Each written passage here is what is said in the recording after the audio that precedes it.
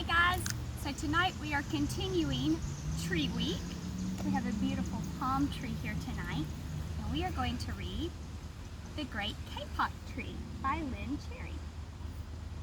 It's about a tree in the Amazon rainforest, which is in South America. So here's a map. We are here, and the Amazon rainforest is here in South America.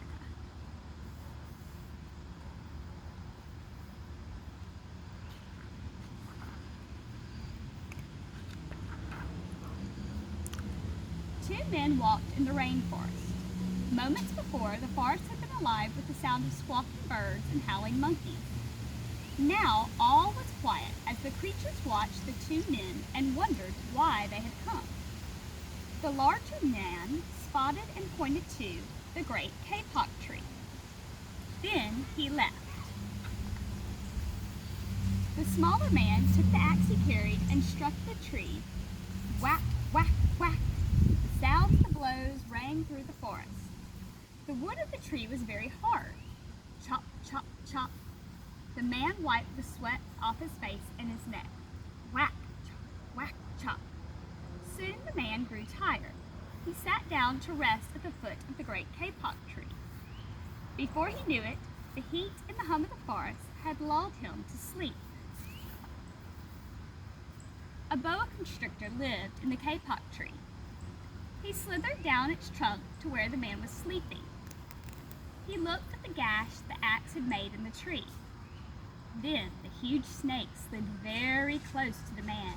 He hissed in his ear, "Senor, this tree is a tree of miracles. It is my home, where generations of my ancestors have lived. Do not chop it down." A bee buzzed in the sleeping man's ear. "Senor, my hive is in the kapok tree, and I fly from tree to tree and flower to flower, collecting pollen. In this way, I pollinate the trees and flowers throughout the rainforest. You see, all living things depend on one another." A troop of monkeys scampered down from the canopy of the kapok tree. They chattered to the sleeping man. "Senor, we have seen the ways of man. You chop down one tree, then come back for another and another. The roots of these great trees will wither and die, and there will be nothing left to hold the earth in place. When the heavy rains come, the soil will be washed away, and the forest will become a desert." A toucan, a macaw, and a cock of the rock flew down from the canopy. "Senor," squawked the toucan, "you must not cut down this tree. We have flown over the rainforest and seen what happens once you begin to chop down the trees. Many people settle on the land. They set fires to clear the underbrush, and soon the forest disappears. Where once there was life and beauty, only black and smoldering ruins remain."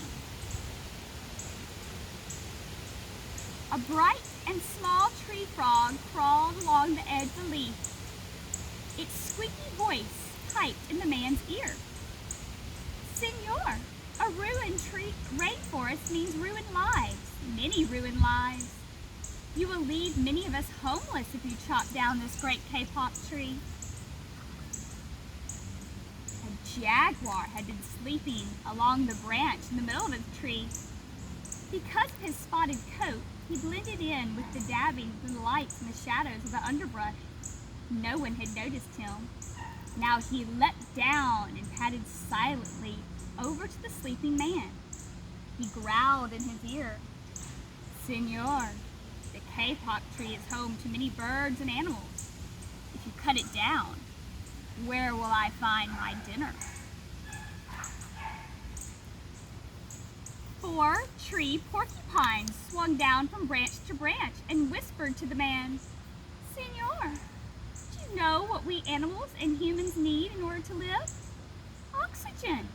And Senor, do you know what this tree produces? Oxygen.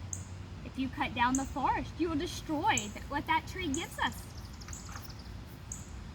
Several anteaters climbed down to the kapok tree with their young clinging to their backs. The unstriped anteater said to the sleeping man, "Senor, you are chopping down this tree with no thought for the future. And surely you know what happens tomorrow depends on what you do today. The big man tells you to chop down a beautiful tree. He does not think of his own children, who tomorrow must live in a world without trees." A three-toed sloth had begun climbing down from the canopy when the man first appeared. Now only did she reach the ground, plodded ever so slowly over to the sleepy man, and she spoke in her deep and lazy voice. "Senor, how much is beauty worth? Can you live without it? If you destroy the beauty of the rainforest, on what will you feast your eyes?" A child from the Yangamango tribe who lived in the rainforest knelt down over the sleeping man. He murmured in his ear, "Senor, when you wake, please look upon us with new eyes." The man woke with a start. Before him stood the rainforest child, and all around him, staring, were the creatures who depended upon the great kapok tree. What wondrous and rare animals they were! The man looked about and saw the sun streaming through the canopy, spots of bright light glowing like jewels. Strange and beautiful plants seemed to dangle in the air, suspended from the great kapok tree. The man smelled the fragrant perfume of their flowers and felt the streaming mist rise from the forest floor. But he heard no sound from the creatures. They were strangely silent. The man stood, picked up his axe. He swung back his arms as though to strike the tree, and suddenly he stopped. He turned and he looked at the animals and the child. He hesitated. Then he dropped the axe and walked out of the rainforest.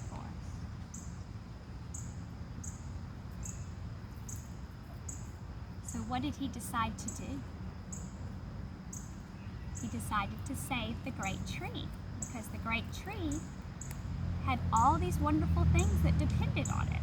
And we all kind of depend on each other, just like the tree depended on, all the animals depended on the tree. So they all work together. So I want you to think about who you work with and who you work together with. So like I work together with my family. And let's see, sometimes your church works together for different things, your school works together, your community works together. So think about who you work together with. I bet you work together with a lot of different people and a lot of groups. Have a wonderful night. We will see you tomorrow where we're going to do another tree book. And tomorrow I want you to go out and try and find a great tree. I found this really cool tree at my neighbor's house. And I bet you can find a really cool tree in your yard.